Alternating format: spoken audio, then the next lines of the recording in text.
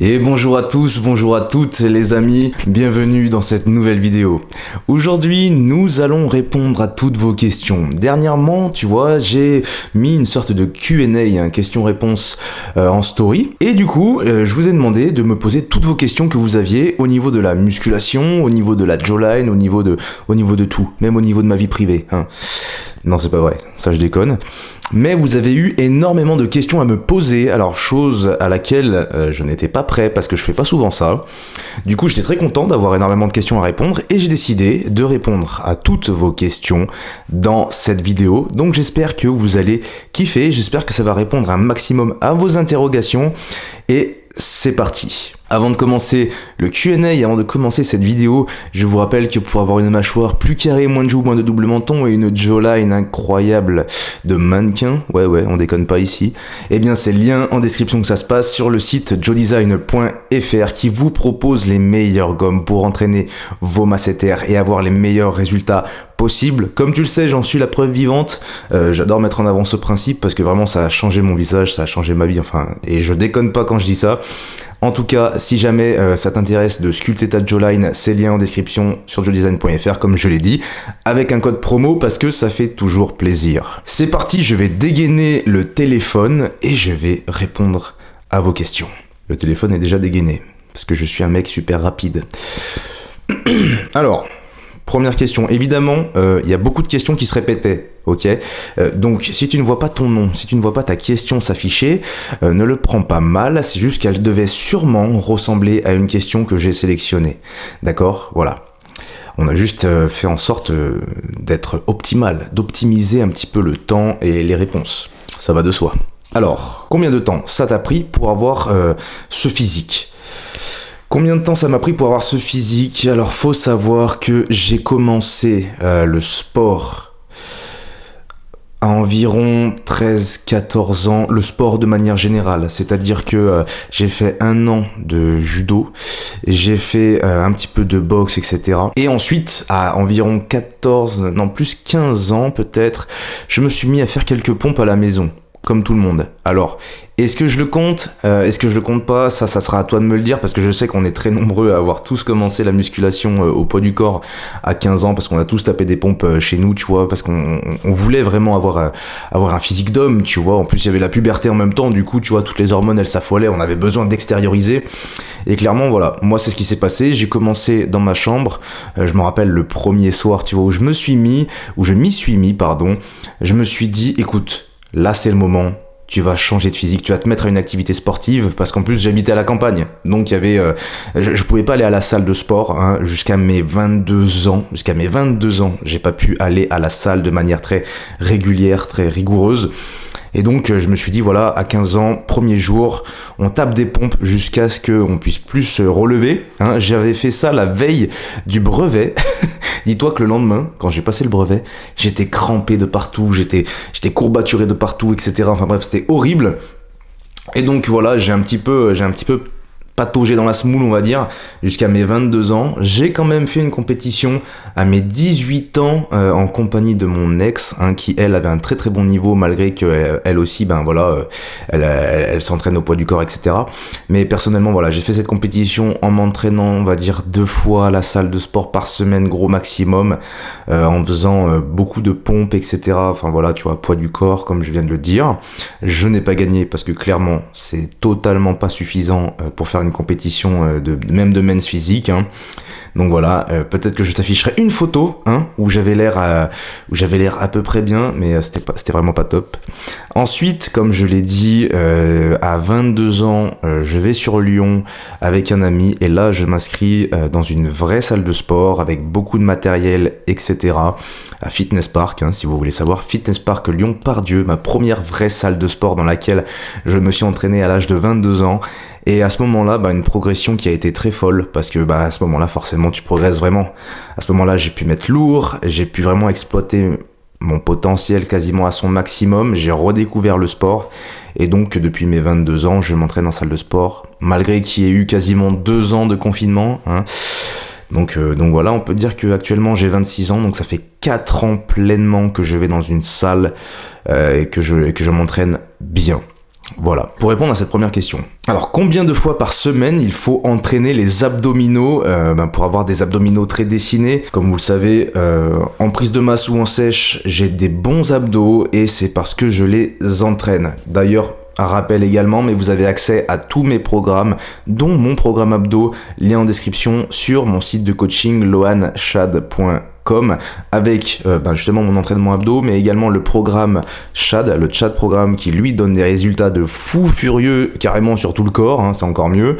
Mais aujourd'hui on va faire un rappel vis-à-vis des abdos où il me dit du coup combien de fois par semaine il faut entraîner les abdos. Je les entraîne, d'ailleurs je crois que j'avais déjà répondu, mais je les entraîne 2 fois par semaine, mais 2 vraies fois par semaine, tu vois, c'est-à-dire que personnellement là j'ai rajouté une petite séance dans ma routine personnelle. Une séance où il y a tous les muscles de la flemme, parce que c'est vrai que moi j'ai la flemme, honnêtement, en fin de séance d'entraîner les mollets, et donc j'ai décidé de faire une séance avec tous les muscles où j'ai la flemme, donc c'est-à-dire l'arrière d'épaule, les mollets et les abdos, et du coup ça fait une vraie séance de 30 minutes, 2 fois par semaine en ce qui concerne les abdos. Voilà, et c'est largement suffisant, mais il faut vraiment bien les bosser et vous aurez vraiment de très bons résultats. Comme tu le sais, moi ça a amélioré quand même ma composition corporelle, hein, qu'on va se le dire. Il y en a beaucoup qui vont dire oui, on peut pas puiser du gras sur une zone ciblée dans notre corps. Excuse-moi, petit rappel, je suis désolé de parler de ça, mais est-ce que tu as déjà vu un tétraplégique sec au niveau du ventre?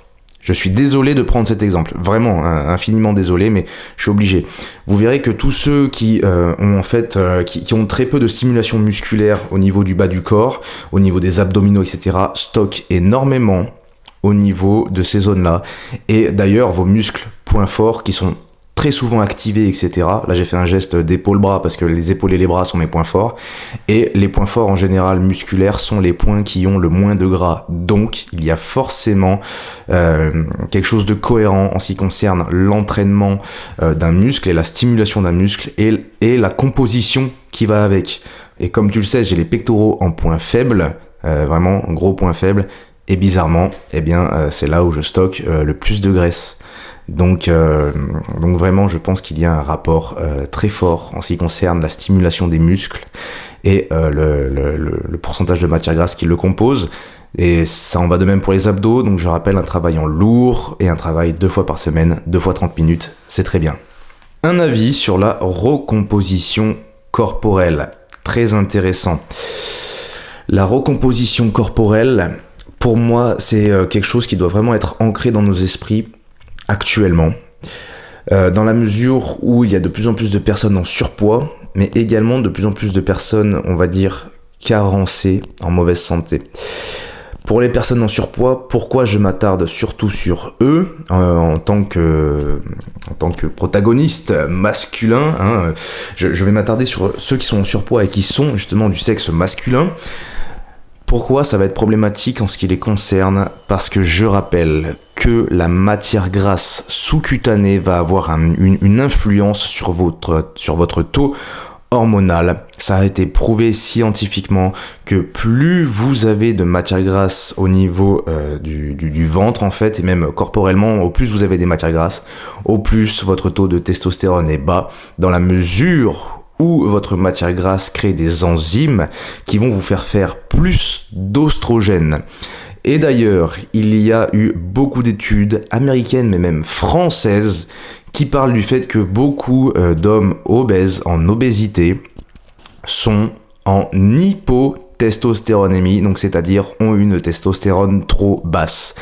La recomposition corporelle, c'est la clé pour être en bonne santé et même pour se prémunir de nombreuses maladies comme les cancers carrément. Mais voilà, penchez-vous vraiment sur le sujet, c'est super important pour votre bien-être personnel évidemment, au-delà de l'esthétique. Autre question, tu préfères avoir un corps musclé mais pas la mâchoire carrée, ou alors avoir la mâchoire carrée mais pas un corps musclé? Ça c'est une question piège. C'est une question, elle est archi piège.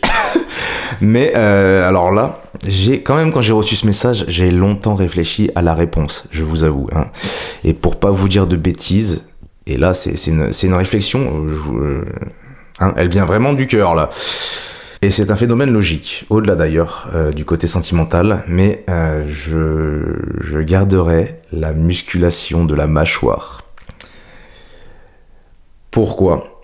Là on parle, ça me fait mal au cœur de faire le choix entre l'un et l'autre, hein. Mais pourquoi je choisirais la musculation de la mâchoire?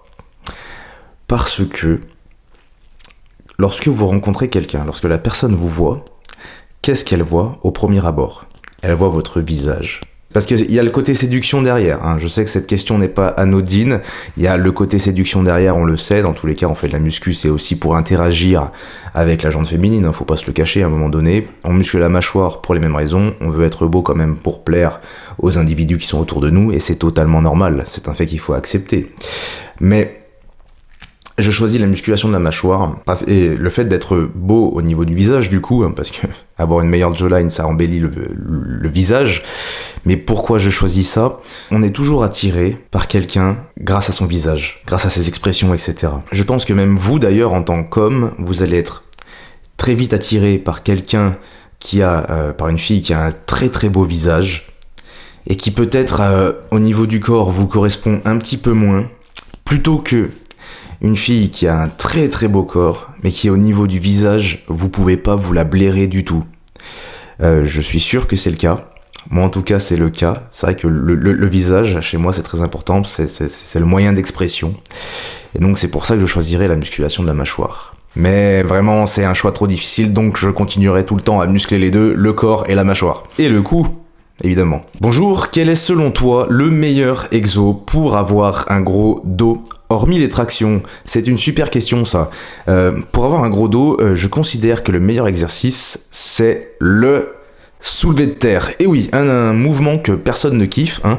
Alors après, je parle du soulevé de terre, aussi bien le soulevé de terre standard que le soulevé de terre, le row soulevé de terre, je sais plus comment on dit ça, le row deadlift en anglais.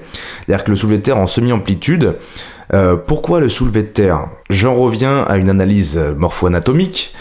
Admettons que vous ayez un point faible au niveau du dos. Ce qui crée un point faible au niveau d'un muscle en général, c'est parce qu'il est entouré de points forts. Donc quand vous avez un point faible au niveau du dos, c'est forcément parce que vous avez les bras en point fort et les épaules en point fort et que du coup, ça délaisse un peu votre dos. Donc, par un fait logique, à chaque fois que vous allez avoir un mouvement d'extension de bras, d'abduction de bras, enfin le mouvement qui vous permet de recruter le dos de base qui est fait avec les bras, donc les tractions, le rowing, etc. Si vous avez des points forts, ce qui va s'étirer et se contracter systématiquement à chaque fois qui va prendre le dessus, ça va être vos biceps et votre arrière d'épaule, en admettant que vous avez un point faible au niveau du dos. Et donc là où votre dos va vous dire merci en ce qui concerne le développement, c'est si vous faites du soulevé de terre, car ça va totalement désengager vos bras et votre arrière d'épaule, et donc vous allez systématiquement prendre au niveau des grands dorsaux, parce qu'en plus il s'insère au niveau de votre bassin.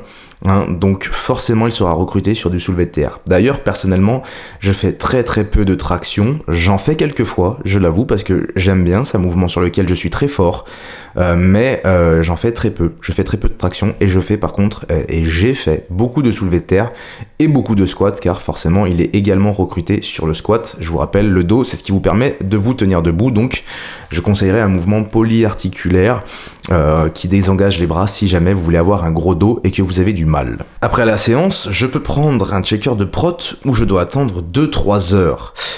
Je conseille d'attendre. Et oui, d'attendre. Pourquoi? Parce que pendant votre séance, vous allez avoir en fait votre sang, votre système sanguin, qui va être orienté dans votre système, dans votre système périphérique en fait, dans vos muscles, etc. Ok?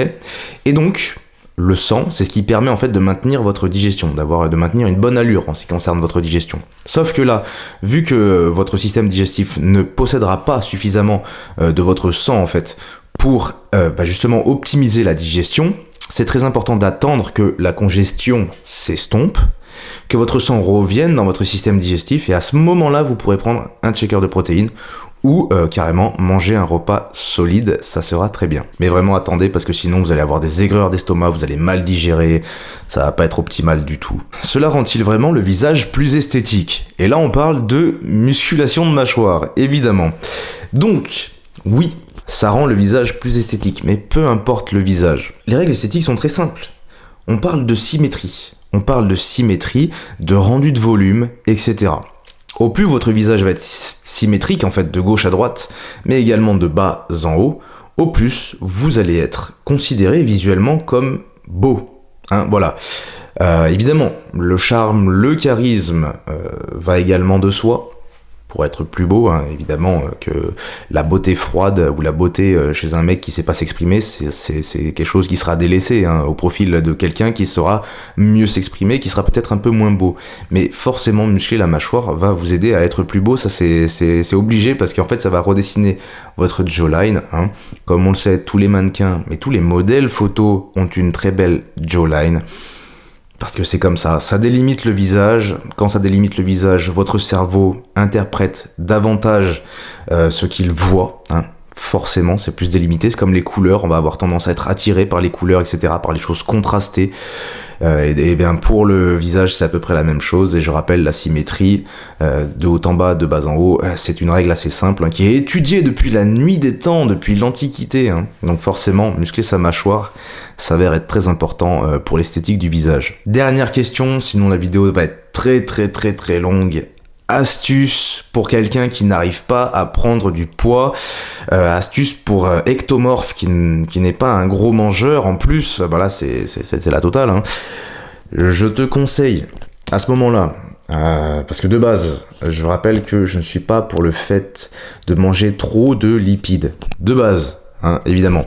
Cela dit, lorsque tu es quelqu'un qui a du mal à prendre du poids et qui a du mal à manger, l'important, ce qui va primer pour avoir des résultats, ça va être ton apport calorique. Il va falloir un gros apport calorique. Ok, donc je te conseille d'augmenter les lipides, faire en sorte que tes repas soient denses en calories avec peu de volume, hein, évidemment. Et c'est ça qui va faire que tu vas pouvoir prendre du poids. Donc tu augmentes ta dose de lipides, tu manges du riz qui a une densité glucidique. La densité, c'est le rapport volume et vraiment ce que ça t'apporte, ok? Donc il faut qu'il y ait une densité au niveau des glucides, au niveau des lipides, pour que tes repas soient petits mais très riches en calories, ok? Donc le riz, c'est très bon comme source de glucides, en plus ça se digère très facilement. Augmente tes lipides, en fait, tout simplement.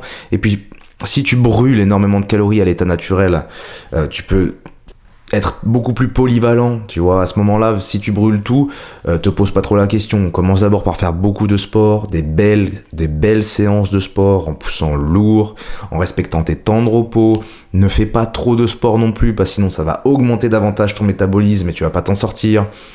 Donc voilà. C'est un équilibre en termes de récupération, en termes d'effort, et c'est ça qui va te permettre de pouvoir prendre du poids malgré que tu aies du mal. Et encore une fois, la densité calorique, je le répète, ça c'est important. Je termine sur une dernière question qui n'est pas une question, mais vous avez été nombreux à m'envoyer des messages comme ça. Et donc, je voulais vous en lire un, donc c'est aucun rapport, mais merci car tu es une source d'inspiration pour moi. Sachez que les messages comme ça, c'est des choses qui font excessivement plaisir. J'en reçois de plus en plus. Et le pire, c'est que vous commencez à me reconnaître, en plus même dans la rue ou même quand je sors en boîte. Sachez que jamais je serai gêné si jamais vous me reconnaissez ou si quoi que ce soit, ou si vous voulez venir me parler, même dans la vraie vie. Quand vous me laissez des messages comme ça, peut-être que je vais pas répondre, peut-être que je vais juste les lire, etc. parce que j'ai pas le temps de tout répondre, parce que j'ai énormément de messages, mais sachez que ça me fait excessivement plaisir et c'est grâce à vous que tout ce que je fais, ça a du sens. Donc je vous remercie infiniment. Et vous-même, comme vous m'envoyez ce genre de message, eh ben, c'est vous-même qui m'inspirez, qui me donnez de l'énergie pour continuer. Donc je vous dis un grand merci et je n'oublie pas que si tout ça est possible, bah c'est grâce à vous. Donc je vous remercie énormément. Les amis, j'espère que cette vidéo vous aura plu, j'espère qu'elle n'aura pas été trop longue parce que je sais que j'ai tendance à beaucoup parler. J'espère qu'elle vous aura informé au maximum parce que moi mon but c'est aussi de vous aider au maximum. Donc voilà, j'espère que ça vous aura aidé. N'oubliez pas que pour votre jawline, c'est lien en description sur le site jawdesign.fr avec un code promo. Si tu veux un corps de gigachad, c'est également lien en description sur mon site de coaching lohanchad.com avec le meilleur programme qui a jamais été élaboré au monde. C'est le Chad programme qui vraiment donne des résultats incroyables. Même là-dessus, vous me faites énormément de retours. Donc ça me fait vraiment super plaisir. N'hésitez pas à continuer à m'envoyer vos avant-après d'ailleurs, même si je ne peux pas les afficher pour faire office de preuve sociale, ça me fait super plaisir de voir que vous vous transformez, etc. Donc vraiment c'est le top. N'hésitez pas à mettre un like à cette vidéo, à vous abonner et je vous dis à la prochaine pour une autre vidéo.